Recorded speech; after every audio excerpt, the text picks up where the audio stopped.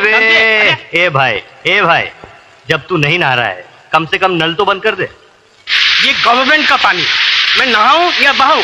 तू क्यों बीच में दखल देता है? एक मिनट, ये पानी ना मेरे काम आ रहा है ना तुम्हारे काम आ रहा है। अरे किसी का भी काम आ गए, तू बीच में जो होशियारी दिखाता है, क्या काम कर। एक मिनट, क्यों पानी का खून कर रहे हैं आप? पानी गिरता है तो गिरने दे, तेरा बाप तो क्या जाता है, तू अपने काम पे जाता है कि नहीं? हाँ, अबे साले, बाप का नाम लेता है हाँ? चल बैठ नीचे नल के, नहीं तो जमीन में गाड़ दूंगा, समझा? यार विजय, ये तू क्या कर रहा है? अबे गेंडे, आइंदा अगर कभी मैंने देखा कि नल से पानी बह रहा है और तू साबुन लगाकर किसी से शेरशायरी कर रहा है तो तेरी ये चर्बी है ना पिघला कर रख दूंगा, समझा?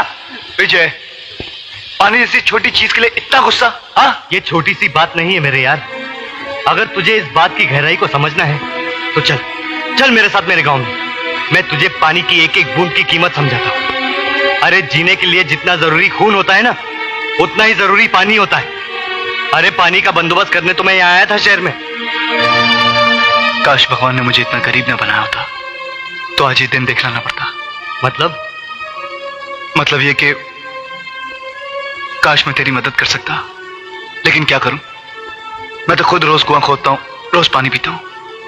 अरे यार, तूने तो मुझे सर छुपाने के लिए जगह दी है, लेकिन तू मेरे पैसों की फिक्र मत कर। मैं नौकरी करूंगा, मेहनत मजदूरी करूंगा और मेहनत करके अपने पैसे जमा करूंगा।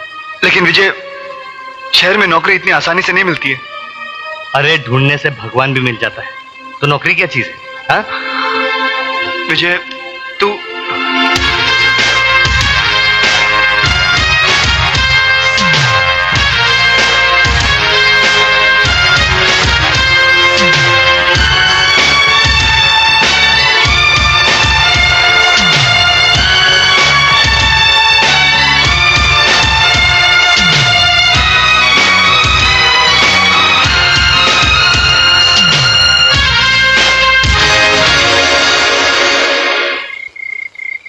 क्यों विजय मियां, आखिर नहीं मिली ना नौकरी?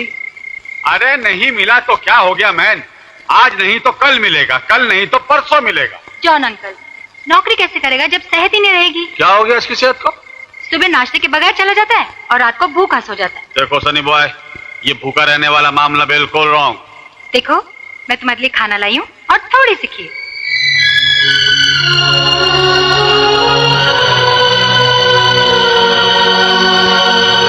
ए भाई, भाई ये गरीब लोग का चाली है। घर का खोली खाली है पर दिल का खोली में बहुत जगह है। अमा विजय मियां, कहाँ हो तुम 3 दिन से? बिल्कुल लापता हो गए हो। वाह, उल्टा चोर कोतवाल को डांटे। अबे पहले तुम ये बताओ कि तुम खुद कहाँ थे 3 दिन से? आप अच्छी तरह जानते हैं, मेरा काम ही ऐसा है, आना जाना तो लगा ही रहता है। 2 दिन यहाँ, 2 दिन वहाँ। चल, अगर तुझे भी भूख लगी है तो 2 निवाले तू भी खा ले। अबे चल जल्दी, चल जल्दी। आहा, इस लड़के का जो खोएला पैसा है ना, वो इतना है कि उतना पैसा जमा करने का हम लोग सोच भी नहीं सकते। इम्पॉसिबल।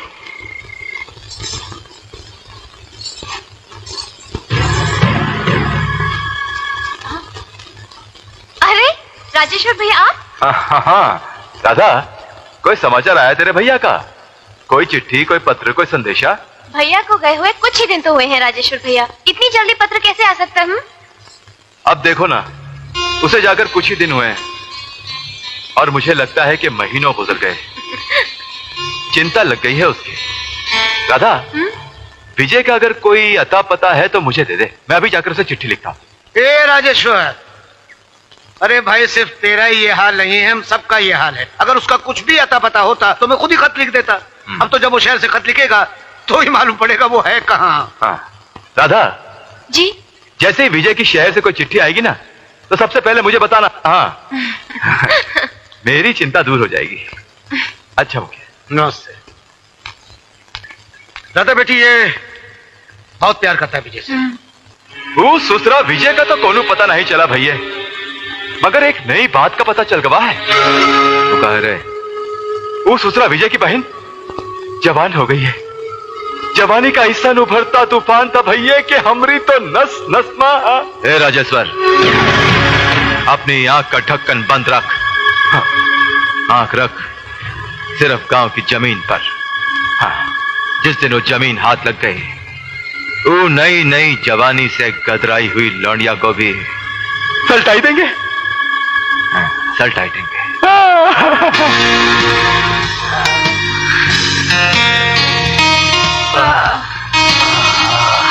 सूजी डार्लिंग, आज तो तुमने मुझे खुश कर दिया। जाओ ऐश करो।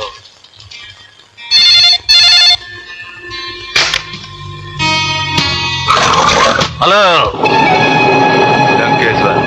हाँ लंकेश्वर, बोलो क्या बात है? निरंजन, हमरी वो गांव की जमीन का सौदा तो तुम कर गए, मगर अब की बार पैसा नहीं भेजा। अरे भैया, करोड़पति बाप का बेटा हूं मैं। जब चाहूं बाप की तिजोरी से जितना मर्जी पैसा निकाल लूं। तो फिर डालो अपना बाप का तिजोरी में हाथ निरंजन, और हमरा पैसा भिजवा दो। तुम फिक्र मत करो, तुम्हारी इंस्टॉलमेंट पहुंच जाएगी। ओके?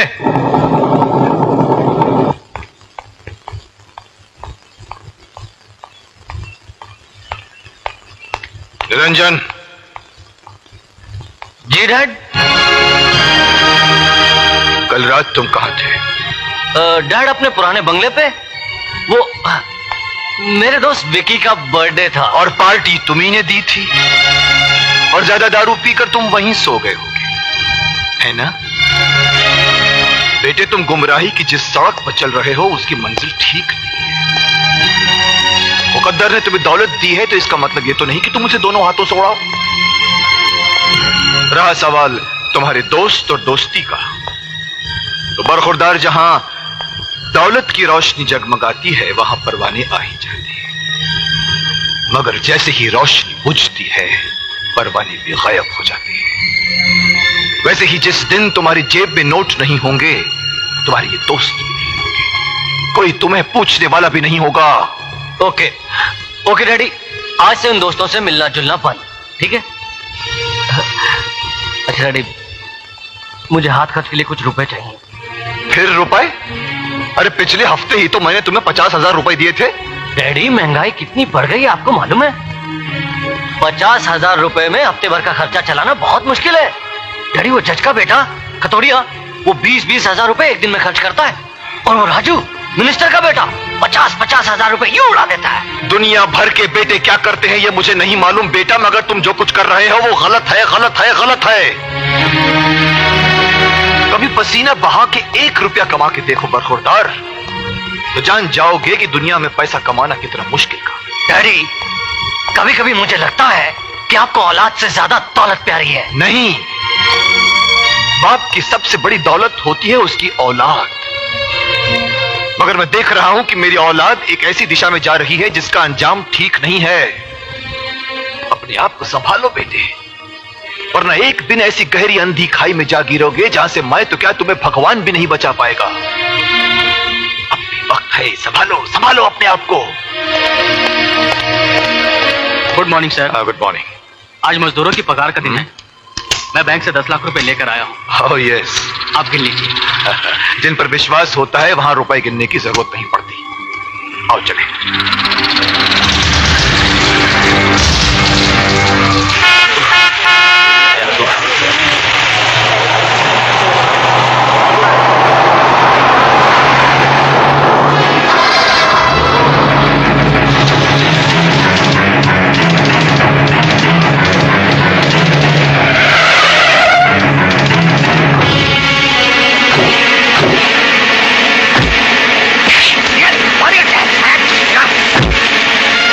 दे दो, वरना तुम्हारा आदमी का गर्दन काट जाएगा।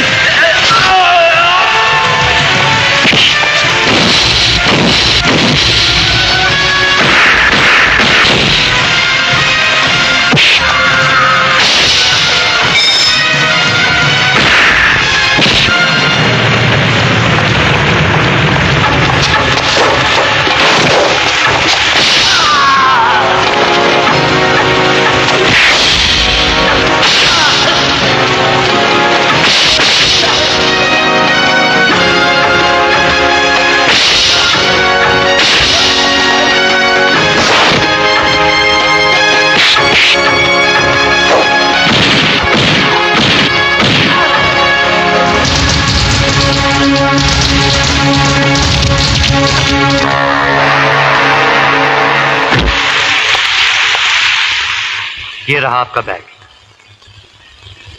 क्या मैं तुम जैसे दिलेर आदमी का नाम जान सकता हूं? साहब, मेरा नाम विजय है। जानते हो इस बैग में 10 लाख रुपए थे। 10 लाख हो या 10 करोड़, जिसकी अमानत है उसे वापस मिलनी चाहिए। ये मेरा धर्म है साहब। मुझे तुम जैसे ईमानदार आदमी की तलाश भी थी और जरूरत भी। इसलिए तुम जहां भी काम करते हो कल से वहां काम नहीं करोगे। वहां तुम्हें जितनी भी तनख्वाह मिलती है मैं उससे दुगनी तनख्वाह तुम्हें दूंगा। कल से तुम मेरे लिए काम करोगे। साहब, असल बात यह है कि मैं भी नौकरी की तलाश में हूं। ये रहा मेरा कार्ड। कल सुबह 10 बजे फैक्ट्री में आ जाना। साहब, मैं समझ लूं कि नौकरी मिल गई?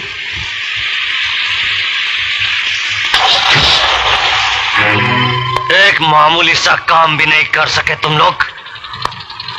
एक बैग छीन के लाने के लिए कहा था, वो बैग भी छीन कर नहीं ला सके तुम लोग। वाह बेटे वाह,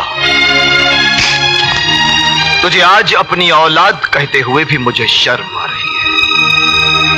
अरे दुनिया का बड़े से बड़ा चोर डाकू भी अपना घर छोड़कर डाका डालता है, मगर तूने तो अपने बाप की दौलत पर ही डाका डाल दिया। अपने बाप को लूटना चाहता है तू। बाप जब बेटे की फिक्र नहीं करता तो मजबूरन हम जैसे बेटों को ऐसा रास्ता अपनाना ही पड़ता है। खामोश।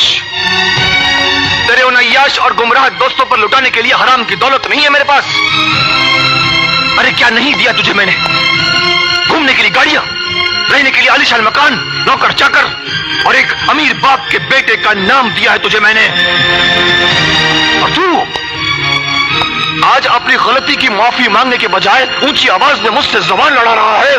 डैडी, वो जमाने गए जब बेटे बाप से ऊंची आवाज में बात करने से घबराते थे। ये 20वीं सदी है। हर आदमी अपनी मर्जी से जीता है। अपनी मर्जी से जीना चाहता है तू? अपनी मर्जी से तो जा, जी कर दिखा मुझे। अपनी मेहनत और पसीने की कमाई से 2 वक्त की रोटी कमा कर दिखा मुझे, तब मुझसे। मुझे कमाने की जरूरत नहीं है। आपकी दौलत पर मेरा भी हिस्सा है। आपके रुपयों पर मेरा भी हक है। कानूनी तौर पर आपकी एक एक पाई का मैं भी हकदार हूं। अपने बाप पर हमला करवाकर जो बेटा 10 लाख रुपए लूटने के लिए इंसानियत को भूल सकता है, खून के रिश्तों को भूल सकता है, ऐसे नालायक बेटे का अपने बाप की दौलत पर कोई हक नहीं होता। कोई हक नहीं होता। इससे पहले कि मैं तेरे खिलाफ कोई ऐसा कदम उठाऊं जिसके नीचे तेरी जिंदगी कुचल कर बिखर जाए, संभाल ले अपने आप को, संभाल ले। ये मेरी आखिरी वार्निंग है तुझे। इसके बाद आइंदा ऐसी कोई तूने गलत हरकत की तो मैं तुझे अपनी जायदाद से बेदखल कर दूंगा।